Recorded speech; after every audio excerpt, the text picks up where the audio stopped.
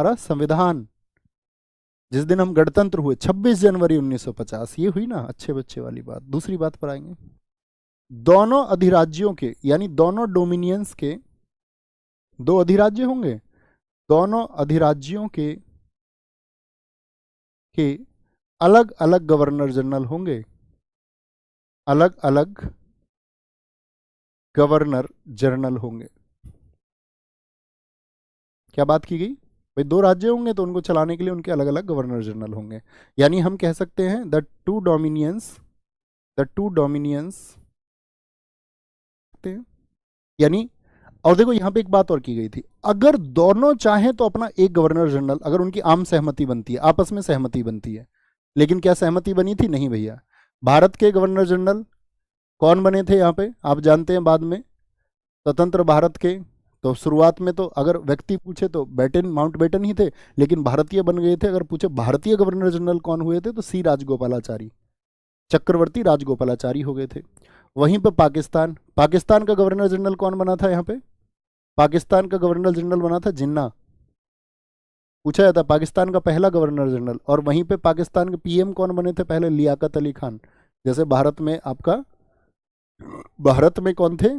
तो आप कहेंगे भैया भारत में थे आपका नेहरू जी। तीसरे मुख्य बिंदु पे बात करें, अब हमारे पास इस समय पे संविधान हमारा तैयार है, यस और नो?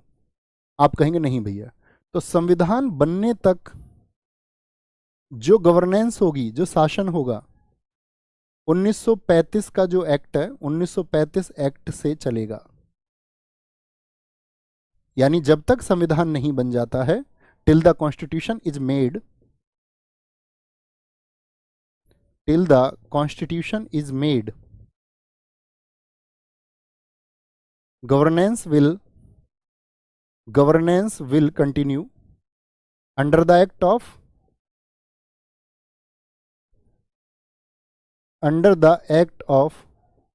1935। देख रहे हो सब लोग जश्न मना रहे हैं 14 मिलियन का, हमें शामिल ही नहीं किया। आपके साथ जश्न मनाना पड़ेगा।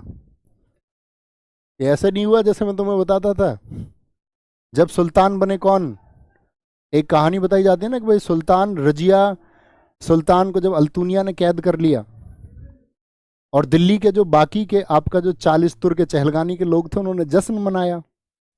और उन्होंने जश्न ऐसा मनाया और अल्तुनिया को इनवाइट तक भी नहीं किया। 40 के 40 लोग जश्न मना रहे थे। तो रजिया सुल्तान ने उससे कहा कि मूर्ख, देख तेरे बिना जश्न मनाया जा रहा है, तुझे तो बुलाया तक भी नहीं है। अब मैनेजर सर आ गए, कह रहे जी मैं बुलाने आया हूं, अभी आऊंगा, 5 मिनट और दे। आए जी वापस। अगली 2-3 बिंदु और हैं, उन पे बात कर लें।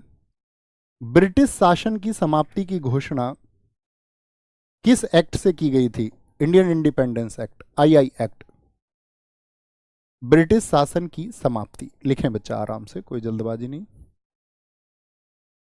क्या बोलेंगे? ब्रिटिश शासन की समाप्ति की बात की गई, यानी कि क्या बोलेंगे? ब्रिटिश संसद का नियंत्रण खत्म हो गया, ये हम कह सकते हैं। नहीं, इसको मॉडिफाइड करें थोड़ा सा, अच्छे शब्द होंगे। और ब्रिटिश संसद का नियंत्रण खत्म होगा, यानी कि end of British parliament, end of British parliaments control. अगली बात करेंगे, क्या है अगली बात? भारत का जो सम्राट होता था उसका पद खत्म हो गया, हालांकि उसने छोड़ा उसको 1948 में था। भारत का जो सम्राट पद होगा वो खत्म किया गया। सम्राट पद क्या हो गया? खत्म हो गया। एम्परर ऑफ इंडिया अबोलिश्ड, यानी इस पद को क्या कर दिया गया? खत्म कर दिया गया। ठीक है, इतनी सी बात। बोलेंगे भाई सर सबको यहीं बुला लीजिए। सम्राट मतलब भैया किसी राज्य का राजा। बच्चों आपको पता होना चाहिए सम्राट का मतलब क्या था। ब्रिटिश सरकार, वहां पर क्या है? वहां पे क्या है? आपका राजतंत्र है, ये हमने शुरू में बताया था आपको, यानी राजा का बेटा ही राजा बनता है। अगली बात करते हैं, देसी रियासतों को यहां पर स्वतंत्रता दी गई थी और सभी भारत में मिल गई थी, यस और नो? देसी रियासतों को स्वतंत्रता यानी freedom to all princely states. और अब आप जानते हैं दो राज्य होंगे तो उनकी सीमा के लिए क्या बोला गया? भारत पाक सीमा, इंडो पाक बॉर्डर के लिए सीमा निर्धारण के लिए ये अंतिम लाइन है हमारी, फिर प्रश्न करेंगे आज के। भारत में सीमा निर्धारण के लिए दो आयोग होंगे, दो कमीशन बनाए गए। There will be two commissions. से आपसे पूछेगा भारत पाकिस्तान का जो सीमा विभाजन है वो कितने आयोग उसके लिए गठित हुए, तो हम कहेंगे दो कमीशन। एक था आपका पंजाब बॉर्डर कमीशन, पंजाब सीमा आयोग, लिखें बच्चों, पंजाब सीमा आयोग। और दूसरा था आपका क्या, और कहाँ पे? बंगाल में। पंजाब के दो हिस्से किए गए थे, ये हम हिस्ट्री में पढ़ेंगे, बंगाल को कैसे उन्होंने बांटा था बंगाल विभाजन में, वहाँ पे क्या मेजोरिटी थी हिंदुओं की, कितना प्रतिशत वोट था, वो सब जानेंगे। पंजाब सीमा आयोग जो है आपका, इसमें 4 मेंबर रखे गए थे, 2+2। 2+2 कहने का मतलब क्या है कि 2 कांग्रेस से थे और 2 मुस्लिम लीग से, 2 कांग्रेस से और 2 मुस्लिम लीग से। ऐसे ही बंगाल सीमा आयोग में भी 2 मेंबर रखे गए मुस्लिम लीग से और 2 आपका कहाँ से रखे गए थे? 2 रखे गए थे कांग्रेस से। हम सब करें इतनी बात में कोई दिक्कत, कोई परेशानी? और इस पूरे दोनों आयोग का जो अध्यक्ष था, जिसके नाम पर भारत पाकिस्तान के बीच की सीमा बनी, क्योंकि ये इसका अध्यक्ष है, रेडक्लिफ इसका अध्यक्ष था। कोई दिक्कत? ये हमने जाना पूरी जर्नी कि भारत के स्वतंत्र होने तक अंग्रेजों की तरफ से क्या प्रावधान थे। बड़े ध्यान से आपने बहुत धैर्य रख के इन सारी चीज़ों को सीखा, और मैं उम्मीद करूंगा आप एक आने वाले समय में पॉलिटी को लेकर के आप एक विशेष वर्ग के स्टूडेंट्स में से होंगे, चाहे जो भी परीक्षा आप दें। इस क्लास को हम एंड करेंगे। विभाजन के समय कितने आपका? 565। वेस्ट बंगाल कमीशन सर्विसेज ने पूछा। एनटीपीसी का प्रश्न है कैबिनेट मिशन, जिसने 1946 में एक कैबिनेट मिशन योजना तैयार की, उसमें गणमान्य व्यक्तियों में कौन शामिल था? जिन्ना शामिल था क्या कैबिनेट मिशन में? कैबिनेट मिशन को कैबिनेट मिशन इसलिए कहा गया क्योंकि उसमें तीनों कैबिनेट मंत्री थे। पैंथिक लॉरेंस उसके अध्यक्ष थे। एटली उस टाइम पर ब्रिटेन का पीएम था, और माउंट बेटन तो बाद में आए। उस समय पर तो क्या था, जब कैबिनेट मिशन आ रहा था तब वेवेल था। तो क्या बोलेंगे भैया, क्या ठीक हो जाएगा बताएंगे? कौन व्यक्ति शामिल थे? तो बी शामिल है, यानी ए ठीक हो जाएगा। कौन शामिल है? सिर्फ ए शामिल हो जाएगा। कोई दिक्कत? कैबिनेट मिशन के संदर्भ में निम्नलिखित में से कौन सा कथन सही है? इसने एक संघीय सरकार की सिफारिश की। कैबिनेट मिशन में एक संघ की बात की गई थी, जी भैया, लेकिन कैसे संघ की बात की गई थी? राज्यों के संघ की बात की गई थी, जिसमें वो जो राज्य हों वो अलग ना हो पाए। इसने भारतीय न्यायालयों की शक्तियों को बढ़ाया क्या? भारतीय न्यायालयों की कोई बात की गई थी? नहीं भैया। इसने आईसीएस में और अधिक भारतीय प्रदान किए, आईसीएस की इसमें कोई बात की गई थी? नहीं भैया, वो तो 1853 के एक्ट में ये बात थी। तो केवल एक है, ध्यान से पढ़ा तभी आप यूपीएससी सिविल सर्विसेज के प्रश्न का जवाब दे पा रहे हैं। कैबिनेट मिशन योजना के सदस्य कौन थे? पैंथिक लॉरेंस, स्टेफोर्ड क्रिस और एवी अलेक्जेंडर। विकल्प एक ही एकदम से ठीक है भैया।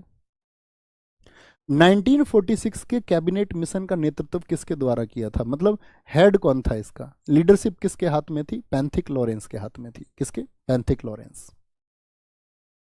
भारत के लिए कैबिनेट मिशन योजना की परिकल्पना है। अब देखो, इसको एनडीए यूपीएससी करा रहा है, तो क्वेश्चन का एक लेवल होगा। क्वेश्चन का लेवल क्या है बताएंगे? परिकल्पना क्या थी? क्या यहाँ पे फेडरेशन की बात की गई थी? क्या यूनियन ऑफ फेडरेशन की बात की गई थी? या यूनिटरी फॉर्म ऑफ गवर्नमेंट जहां पे सिर्फ एक सरकार निर्णय लेगी? नहीं भैया, यूनियन ऑफ स्टेट्स की बात की गई थी, राज्यों के संघ की। कैबिनेट मिशन निम्नलिखित में से किसके लिए भारत भेजा गया था? राष्ट्रीय सरकार की स्थापना के लिए भेजा गया था क्या? क्या यहाँ पे सरकार की बात हुई थी कि कोई नेशनल गवर्नमेंट होगी, ऐसी कोई बात आपने पढ़ी? नहीं भैया। सत्ता का हस्तांतरण होगा और उसके लिए एक संविधान होना चाहिए। उन्होंने बोला कि भाई इनको स्वतंत्र करना, तो इनके लिए एक संवैधानिक व्यवस्था तैयार करनी होगी। पाकिस्तान के लिए जिन्ना की जो मांग थी, उनके ब्यूरो पर काम करने के लिए भी जिन्ना की डिमांड्स पर काम करने के लिए आए थे क्या? नहीं भैया। तो क्या बोलेंगे? केवल 2। बीपीएससी अभी 2023 में पूछा गया, रिसेंट। कैबिनेट मिशन योजना के तहत भारत संविधान सभा के सदस्यों की कुल संख्या कितनी थी? 389। आसान प्रश्न है। प्रत्यक्ष कार्यवाही दिवस के संदर्भ में निम्नलिखित कथनों पर विचार करें। इसीलिए मैंने आपसे कहा बहुत विस्तार से चीजों को सीखें। कह रहे हैं कि कांग्रेस ने 16 अगस्त 1946 को प्रत्यक्ष कार्रवाई कांग्रेस ने मनाया था क्या? आप कहेंगे नहीं भैया, इसको तो मुस्लिम लीग ने मनाया था, जिन्ना इसकी लीडरशिप में थे, हेडेड बाय जिन्ना। सर्वप्रथम प्रत्यक्ष कार्रवाई दिवस कलकत्ता में मनाया गया था। जी भैया, राजा बाजार से इसकी शुरुआत हुई थी, कलकत्ता से। ठीक है, अखबारों का वर्णन मैंने आपको दे दिया इसमें। तो क्या बोलेंगे भैया, क्या हो जाएगा? कौन सा असत्य है? केवल एक, पहला वाला गलत है, दूसरा सही है। मुस्लिम लीग ने कितनी डेट को डीएडी बोलते हैं इसको, डायरेक्ट एक्शन डे। तो डायरेक्ट एक्शन डे कब मनाया गया था? 16 अगस्त को, इजीएल 2022। भारतीय स्वतंत्रता अधिनियम 1947 जिससे हमको स्वतंत्रता मिली, क्या बोलेंगे? यदि भारत और पाकिस्तान दोनों सहमत हो तो एक गवर्नर जनरल। अभी मैंने आपको बताया था कि दोनों अधिराज्यों, दो अधिराज्य होंगे, दो डोमिनियन होंगे, दोनों डोमिनियन के लिए अलग अलग गवर्नर जनरल होंगे, लेकिन वो अगर चाहें तो एक कॉमन गवर्नर जनरल भी रख सकते हैं। ये बात की गई थी, हाँ जी की गई थी। रियासतें स्वतंत्र रहने या भारत पाकिस्तान में शामिल होने के लिए, यानी कि कह रहे हैं कि रियासतें स्वतंत्र हैं, भारत में शामिल हो या पाकिस्तान में। जी भैया, स्वतंत्रता दी गई उनको, 562 मिल गई, 3 को हमने कैसे कैसे मिला है वो मैंने आपको आज बता दिया। दोनों प्रभुत्व अपने अपने देशों का गठन करने के लिए, both dominions to form their own countries, एकदम से ठीक है। तो तीनों ठीक हो गए इसमें। तो भाई अपने अपने देशों का गठन करने के लिए दो डोमिनियन की बात की गई थी। भारतीय स्वतंत्रता अधिनियम को ब्रिटिश शाही स्वीकृति कब मिली? रॉयल एसेंट कब मिला था? रॉयल अप्रूवल कब मिला था? जुलाई 1947, जून 1947, मई 1947। अब आप डेट भी बता दो मुझे, ऐसी चीजों को आप इग्नोर कर जाते हैं बहुत बार। जुलाई 1947, क्या बोलेंगे? कब मिला था? 18th of July, 18th of July. भारतीय स्वतंत्रता अधिनियम 1947 के बारे में कौन सा कथन सही नहीं है? सीडीएस अभी पूछा गया। भारतीय स्वतंत्रता अधिनियम के लिए 4 जुलाई को संसद में पुनः स्थापित किया गया और 18 जुलाई 1947 को इसको रॉयल एसेंट मिला, एकदम से ठीक है। ठीक है, ये है ना। 1947 के अधिनियम में भारत संविधान की मूल रूपरेखा निर्धारित की। 1947 के एक्ट से भारतीय संविधान की मूल रूपरेखा, इस बात को जरा गौर करिए, कहां पर भारतीय संविधान की मूलभूत रेखा की बात की गई थी। इस अधिनियम में भारत और पाकिस्तान के रूप में 2 डोमिनियन स्थापित करने के लिए उपबंधित, एकदम से ठीक है। इस अधिनियम में प्रत्येक डोमिनियन की संविधान सभा को कोई भी संविधान बनाने और अपने अपनाने की असीमित शक्ति, भाई अपना संविधान खुद बनाएंगे वो दोनों डोमिनियन। लेकिन ये 1946 के कैबिनेट मिशन में, 1946 का जो कैबिनेट मिशन है उसमें भारतीय संविधान की मूलभूत रेखा मतलब बेसिक आउटलाइन तो कहाँ से आई? कैबिनेट मिशन से। उन्होंने कहा कि भाई एक संविधान सभा होगी, 389 मेंबर्स होंगे, संविधान होगा। ओके, संविधान सभा को भारतीय स्वतंत्रता अधिनियम यानी कि जो कॉन्स्टिट्यूएंट असेंबली है वो रिकॉग्नाइज्ड बाय सेक्शन किससे मिला है भैया? 81 से। ये मैंने आपको बता दिया। भारतीय स्वतंत्रता अधिनियम 1947 के पारित होने के साथ भारत तुरंत क्या बन गया था? भारत क्या बन गया था? मैंने बताया भारत रिपब्लिक हो गया था। रिपब्लिक हम हुए 26 जनवरी 1950 को।